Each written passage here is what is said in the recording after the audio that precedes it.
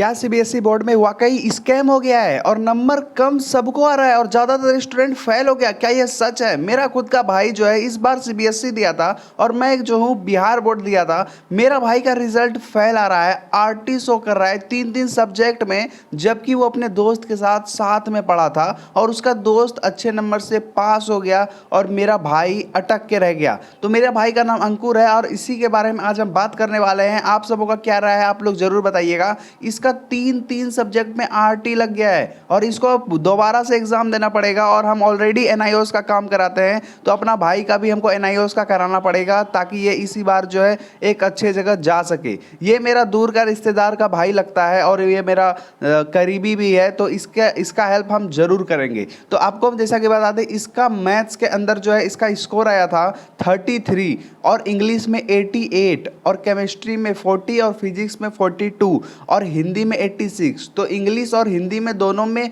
86 और 88 में तो पास हो गया, मगर मैथ फिजिक्स केमिस्ट्री में अटक गया। ये क्या स्कैम है कि क्या है, अभी हम आगे देखते हैं। मगर उससे पहले आपको बता दें कि ये जो लड़का है जो मेरा भाई है उसके साथ उसका एक और मित्र था और दोनों ही पढ़ने में ही इक्वल था और उसका जो मित्र था वो भी साथ में ही पढ़ता था और हमेशा दोनों साथ में ही रहता था।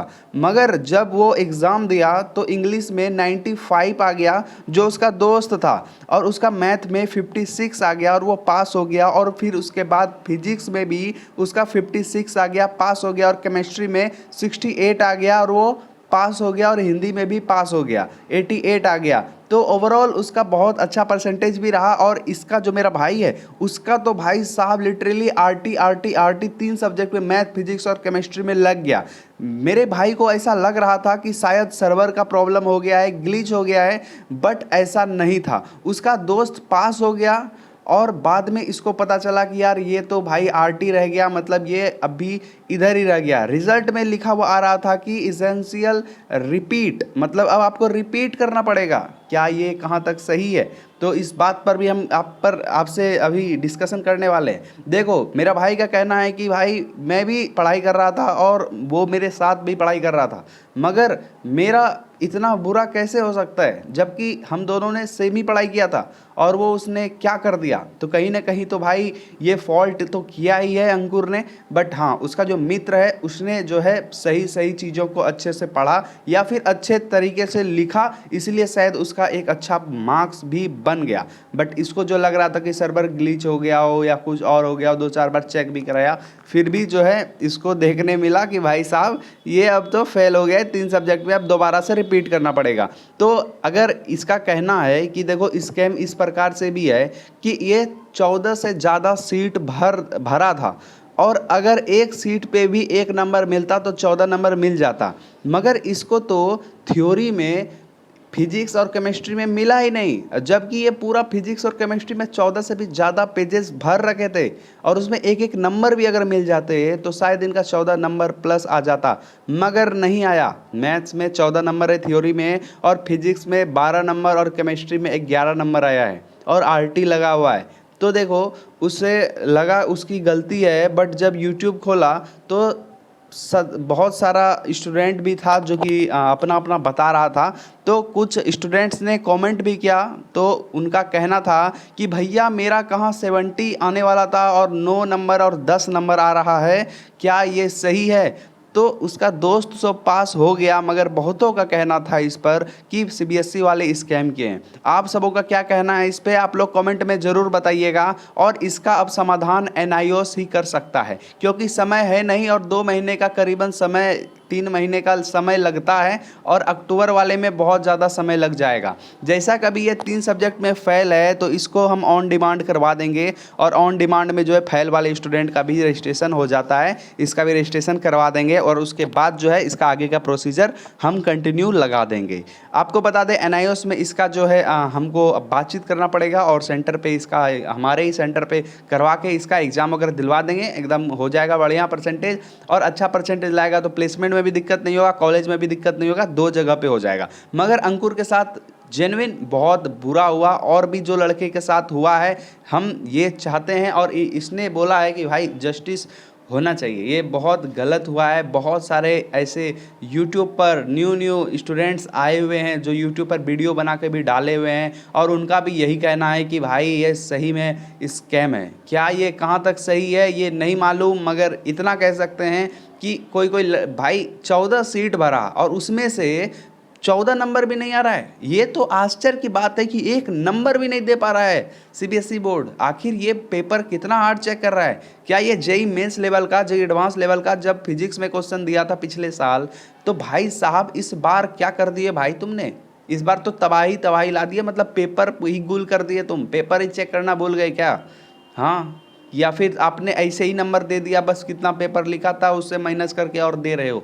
तो ऐसा अगर हो रहा है तो बहुत गलत हो रहा है। और क्योंकि ऐसा ही हमको लग रहा है कि टीचर किसी को भी वहाँ पर लेकर के आ रहा है क्या?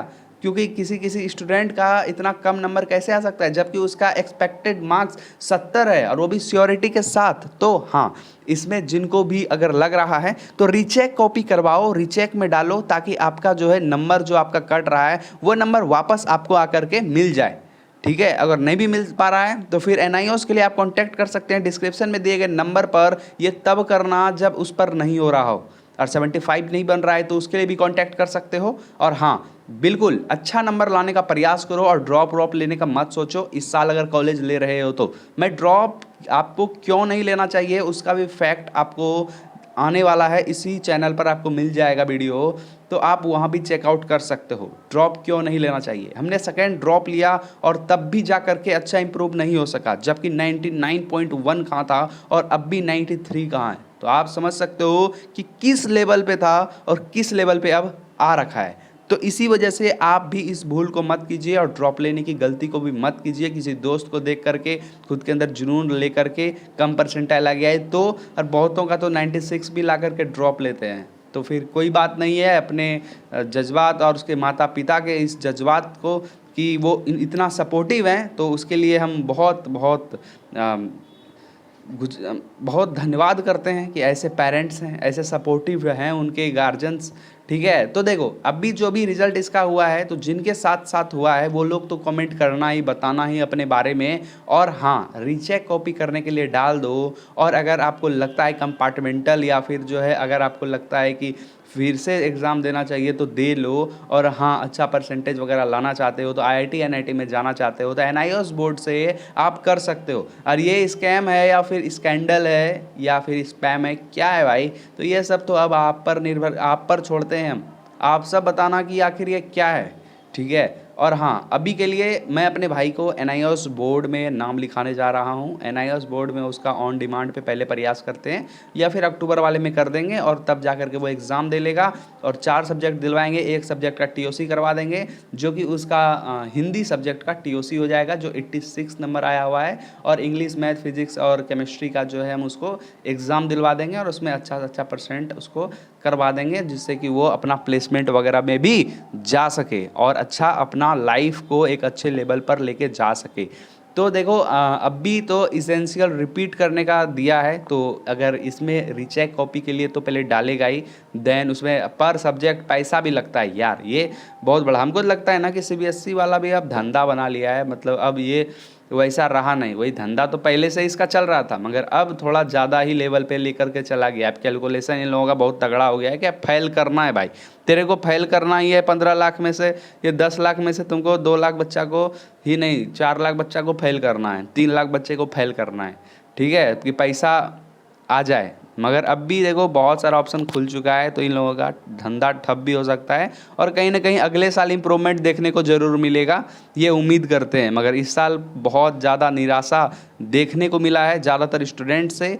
तो आप लोग जो भी स्टूडेंट हैं एनआईओएस करने वाले अभ्यर्थी तो वो भी कांटेक्ट कर सकते हैं। और सारे लोग को बेस्ट ऑफ लक, जय हिंद, वंदे मातरम। आप लोग सारे लोग को विश करते हैं कि जो भी रिज़ल्ट रहा उससे आप उदास ना होएं, उससे आपकी जीवन डिसाइड नहीं होती है, जीवन बहुत बड़ी है। तो अभी आप खुद को समय दीजिए, खुद को समझिए और रिज़ल्ट के लिए और भी बोर्ड्स पर जाइए और भी बोर्ड्स का एग्ज़ाम दीजिए और आगे बढ़िए। ठीक है, रुकिए मत और कॉलेज ले लीजिए और पढ़ाई कीजिए। और फर्स्ट ईयर में भी वही सारी चीज़ें पढ़ाई जाती है जो आप 11th 12th में पढ़ते हो। ठीक है, तो इसीलिए मैं आपको हमेशा सजेस्ट करता हूँ कि यार कॉलेज ले लो, इधर उधर मत जाओ। ठीक है, फिर मिलते हैं नेक्स्ट और बेहतरीन वीडियो के साथ। और थैंक यू, जय हिंद। अपना अपना एक एक कमेंट छोड़ के जाना, आप लोगों का क्या राय है इस वीडियो पे।